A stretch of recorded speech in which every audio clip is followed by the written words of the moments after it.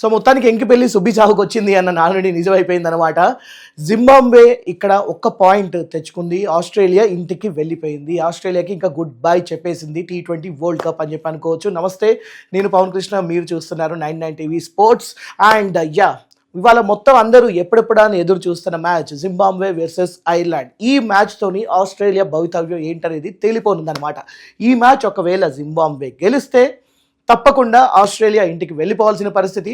ఒకవేళ ఓడిపోయినా కూడా నెక్స్ట్ మ్యాచ్ వచ్చేసి జింబాబ్వే ఇంకా శ్రీలంకతోనే ఒక మ్యాచ్ జరగబోతుంది. ఆ మ్యాచ్లో కూడా జింబాబ్వే గెలిచినా ఆస్ట్రేలియా ఇంటికి వెళ్ళిపోతుంది. ఒకవేళ ఆ మ్యాచ్లో జింబాబ్వే ఓడిపోయినా కూడా నెట్ రన్ రేట్ కనుక మెరుగ్గా ఉంటే అప్పుడు కూడా ఆస్ట్రేలియా ఇంటికి వెళ్ళిపోతుంది. కానీ ఇక్కడే నిన్న మిచెల్ స్టార్క్ ఏమన్నాడు అంటే, మ్యాచ్ ఓడిపోయిన తర్వాత శ్రీలంకతోని మేము దేవుణ్ణి ప్రార్థిస్తున్నాం, ఇక మీదట జరిగే అన్ని మ్యాచ్లలో జింబాబ్వే ఓడిపోవాలని కోరుకుంటున్నాం, so that we can qualify to the super 8 అని చెప్పి అన్నాడు. ఎప్పుడైనా సరే మనం సరిగ్గా ఆడాలి, కానీ అవతల వాళ్ళు ఓడిపోవాలని చెప్పి కోరుకుంటేలా. మొత్తానికి అయితే దేవుడు విన్నట్టున్నాడు. ఇదంతా కాదు, మీరంతా ఒకటి కోరుకుంటే నేను ఒకటి కోరుకుంటాను అని చెప్పాను. అంటే తాను ఒకటి తెలిస్తే దైవం ఒకటి తెలుస్తుంది అన్నట్టుగా మొత్తానికి ఇక్కడ వర్ణుడు వచ్చేసి మొత్తానికి మ్యాచ్ మొత్తాన్నే మార్చేశాడు. జింబాబ్వే వర్సెస్ ఐర్లాండ్ మ్యాచ్ కాస్త డ్రా అయిపోయింది, నో రిజల్ట్ అయిపోయింది. ఎందుకు అంటే వర్షం వచ్చేసింది అనమాట. సో వర్షం వస్తే తెలిసిందే కదా, చెరొక పాయింట్లు ఇచ్చేసి ఇంటికి వెళ్ళిపోమని చెప్పి అంటూ ఉంటారు. ఫైనల్గా జింబాబ్వేకి ఆ విధంగా ఒక పాయింట్ వచ్చేసింది. ఆ పాయింట్ వచ్చేసరికి ప్రస్తుతానికి జింబాబ్వే వచ్చేసి 3 ఆడింది, 2 గెలిచింది, ఒక మ్యాచ్ నో రిజల్ట్ వచ్చింది. అండ్ నెట్ రన్ రేట్ చూస్తే 1.98 తోని 5 పాయింట్స్ తోని పైకి వచ్చేసింది. అండ్ సెకండ్ పొజిషన్లో ఉంది. ఫస్ట్ పొజిషన్లో శ్రీలంక ఉంది. అండ్ థర్డ్ పొజిషన్లో ప్రస్తుతానికి ఐర్లాండ్ ఉంది. అండ్ ఫోర్త్ పొజిషన్లో ఆస్ట్రేలియా ఉందన్నమాట. ఫిఫ్త్ పొజిషన్లో ఒమాన్ ఉంది. సో ఆస్ట్రేలియా పరిస్థితి ఇక్కడ చూస్తేనే అర్థమైపోతుంది, ఏమాత్రం అవకాశాలు లేవు. నెక్స్ట్ ఒక నామమాత్రం మ్యాచ్ ఉంది, అది కూడా ఒమాన్తోని. ఈ ఒమాన్తోని మ్యాచ్లో కూడా ఆస్ట్రేలియా ఎంత బాగా పెర్ఫామ్ చేసినప్పటికీ యూజ్ అయితే లేదు. ఒకవేళ గెలిచినా కూడా 2 పాయింట్లే వస్తాయి, 4 పాయింట్లతోని అక్కడే ఉండిపోతుంది. మహా అంటే థర్డ్ పొజిషన్లోకి వచ్చే అవకాశం ఉంటుందన్నమాట.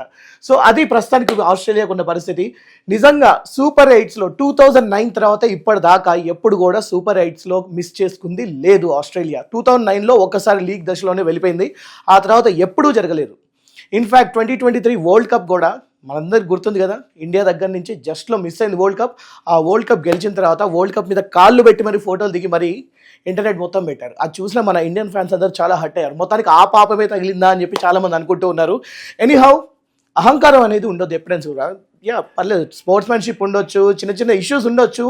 ఒకవేళ ఒకరికొకరు నచ్చకపోతే ఇండియా పాకిస్తాన్ లాగా షేక్ హ్యాండ్స్ ఇవ్వకుండా నిరసన తెలిపవచ్చు, అక్కడి వరకు ఓకే, కానీ అహంకారం చూపకూడదు. ఫైనలీ ఎనీహౌ చూస్తుండగానే గ్రూప్ దశలో నుంచే ఆస్ట్రేలియా వెళ్ళిపోయింది. ఇది ఒక బ్రేకింగ్ న్యూస్ అని చెప్పి అనుకోవాలి. సో దీనివల్ల నెక్స్ట్ ఫిబ్రవరి 26న యాక్చువల్గా ఆస్ట్రేలియా గెలుస్తుంది అనుకున్నారు. ఇండియా వర్సెస్ ఆస్ట్రేలియా అని అందరు ఫిక్స్ అయిపోయారు. కానీ అది కాస్త ఇప్పుడు ఇండియా వర్సెస్ జింబాబ్వే మ్యాచ్గా తయారైపోయింది అనమాట. అండ్ అంతేకాకుండా దాంతోపాటుగా రేపు నెదర్లాండ్స్తోని ఒక మ్యాచ్ ఉండబోతుంది. నెదర్లాండ్స్తోని ఆ మ్యాచ్ అయిపోయిన తర్వాత ఫిబ్రవరి 22న సౌత్ ఆఫ్రికాతోని ఒక మ్యాచ్ ఉండబోతుంది అనమాట. సో సౌత్ ఆఫ్రికాతోని సండే వచ్చే మ్యాచ్ వచ్చేసి ఈవినింగ్ 6 PM ఉంటుంది. అది కూడా అహ్మదాబాద్ నుంచే మ్యాచ్ జరగబోతుంది అనమాట. ఈ 2 మ్యాచ్లు వచ్చేసి అహ్మదాబాద్లోనే జరగబోతుంది అనమాట. సో ఇవి మొత్తానికైతే ఈ ఫిక్చర్స్ జరుగుతున్నాయి. అండ్ ఇప్పటిదాకా చూసుకుంటే సూపర్ 8లోకి ఎవరు వచ్చారు, సూపర్ 8లోకి ఇప్పటిదాకా ఎవరు క్వాలిఫై అయ్యారు అనేది ఒకసారి మనం చూసుకొని తెలుసుకునే ప్రయత్నం కూడా చేద్దాం. ఇప్పటిదాకా సూపర్ 8లో మొత్తం 7 కంట్రీస్ అయితే వచ్చాయి, ఒక కంట్రీ రావడం మిగిలింది. ఆ కంట్రీ ఏదే అనేది కూడా ఇప్పుడు మనం తెలుసుకునే ప్రయత్నం చేద్దాం. సో మొత్తానికైతే గ్రూప్ ఏ నుంచి ఇండియా క్వాలిఫై అయిందనమాట. అది కూడా 3 కన్సెక్యూటివ్ విన్స్, నాన్ స్టాప్ విన్స్తోని ఇండియా క్వాలిఫై అయిపోయింది. గ్రూప్ బిలో శ్రీలంక మనందరికి తెలిసిందే, ఆఫ్టర్ డిఫీటింగ్ ఆస్ట్రేలియా శ్రీలంక కూడా వచ్చేసింది.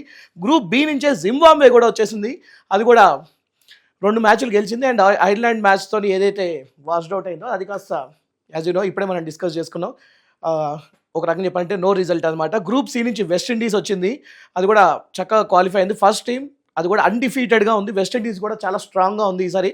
గ్రూప్ సి నుంచి అది మొత్తానికి అయితే క్వాలిఫై అయింది. అండ్ గ్రూప్ సి నుంచే ఇంగ్లాండ్ కూడా వచ్చింది. And after beating Italy by 24 runs, Italy కూడా బాగానే మంచి పోటీ ఇచ్చింది అనుకోండి. సో మొత్తానికి అయితే గ్రూప్ సి నుంచి ఇంగ్లాండ్ కూడా క్వాలిఫై అయిపోయింది. అండ్ గ్రూప్ డి నుంచి కూడా 2 కంట్రీస్ వచ్చాయి. ఒకటి south Africa qualified following Afghanistan win over UAE.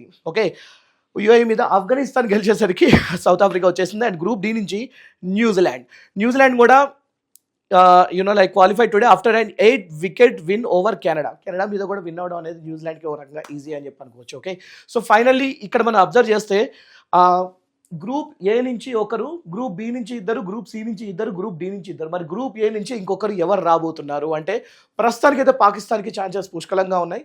Next Pakistan ఒక మ్యాచ్ ఆడబోతుంది.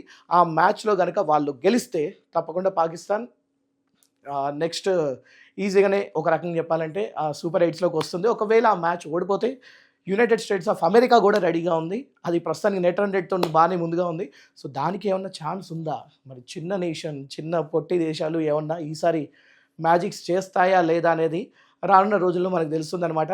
సో ప్రస్తుతానికైతే ఇది పరిస్థితి. చూస్తుండగానే ఆస్ట్రేలియా అయితే ఇంటికి వెళ్ళిపోయింది. మరి ఈ నేషన్స్తోని ఎలా జరగబోతుంది అనేది ఇప్పుడు మనం చూడాల్సి ఉందన్నమాట. నెక్స్ట్ జరగబోయే మ్యాచెస్ కూడా ఇండియాతోని కొంచెం పర్లేదు, యునో లైక్ ఐర్లాండ్తో ఈజీగా గెలిచేస్తాం. అండ్ జింబాబ్వేతో కూడా ప్రస్తుతానికి జింబాబ్వే కొంచెం పర్లేదు, యునో లైక్ పిచ్ని అర్థం చేసుకుని అది కూడా ప్రయత్నిస్తుంది. కానీ చెన్నై స్టేడియంలో జింబాబ్వే ఎలా ఆడబోతుంది అనేది మనం కొంచెం వేచి చూడాల్సి ఉంటుంది. And at the same time South ఆఫ్రికాతో కూడా మనం ఒకసారి అబ్జర్వ్ చేయాలి. అహ్మదాబాద్లో అది కూడా మ్యాచ్ జరగబోతుంది. సో ఫైనల్లీ ఇది పరిస్థితి. మరి మీరేమనుకుంటున్నారు? సూపర్ ఎయిట్స్లోకి పాకిస్తాన్ వస్తుందా లేకపోతే వేరే కంట్రీ వస్తుందా? పాకిస్తాన్తో ఇండియా ఇంకొక మ్యాచ్ ఆడే అవకాశం ఉందా? And how are you feeling? India versus Australia match ఈసారి జరగలేదు, మంచి పని అయింది అనుకుంటున్నారా? లేకపోతే అదే ఇలా జరగకుండా ఉండాలి, ఆస్ట్రేలియా ఉంటే బాగుంటుంది అనుకుంటున్నారా? ఎందుకంటే ఆస్ట్రేలియా కూడా మన ఇండియాలో చాలా మంచి ఫ్యాన్ బేస్ ఉంది. They are known for sledging, at the same time they are known for the quality cricket. But ప్రస్తుతానికి ఇప్పుడున్న పరిస్థితుల్లో ఆస్ట్రేలియా అస్సలు అనుకున్నట్టుగా పెర్ఫామ్ చేయట్లేదు. ప్రస్తుతానికి అక్కడ ఉన్న lower order, middle order, top order అందరు కూడా ఫెయిల్ అవుతూ ఉన్నారు. చూద్దాం మరి ఇప్పుడు నెక్స్ట్ ఆస్ట్రేలియా తను ఎలా సరిదిద్దుకుంటుంది అనేది. సో ఇది ప్రస్తుతానికి ఉన్న అప్డేట్స్. మళ్ళీ ఇంకొక అప్డేట్తో మళ్ళీ మీ ముందుకు వస్తాను. Thank you so much for watching. నేను పవన్ కృష్ణ, సైనింగ్ ఆఫ్.